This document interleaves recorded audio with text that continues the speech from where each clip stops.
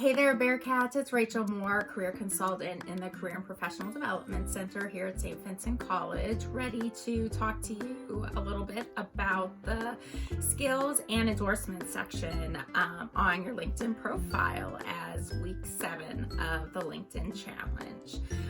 This is actually my favorite topic that I could have possibly received, and the reason being that this is your opportunity to not only promote yourself and enhance the personal brand that you're trying to promote and build, but also because you get to pay it forward as well.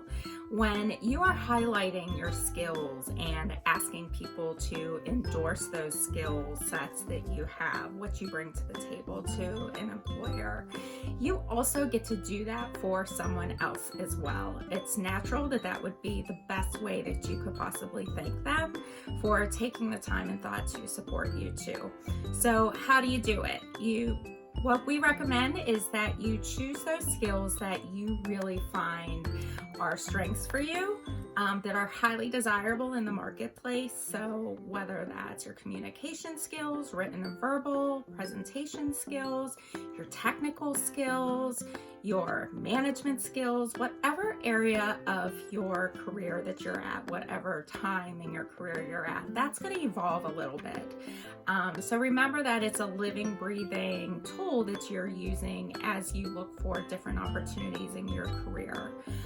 So highlight those skills, and you'll match them based on your strengths, but also what are popular skills that are necessary for the field and type of work that you're looking for.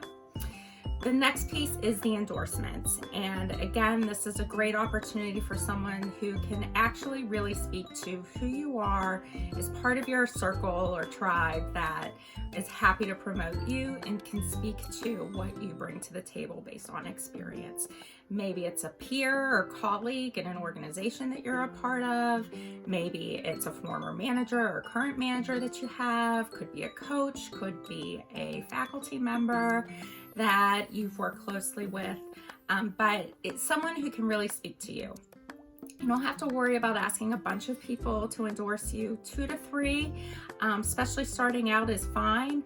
And again, those are going to change as you evolve in your career. So, when you ask people to do that for you, do them the favor of offering to do it for them as well, or even put something together before you give them the ask to endorse you, and write one that you can say, I took the time to write this for you, thought it might be something that would be helpful for you to put on your profile as well.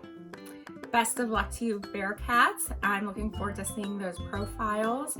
And if there's anything we can do to support you as you develop that profile and in your career development, please do not hesitate to reach out to us. Bye.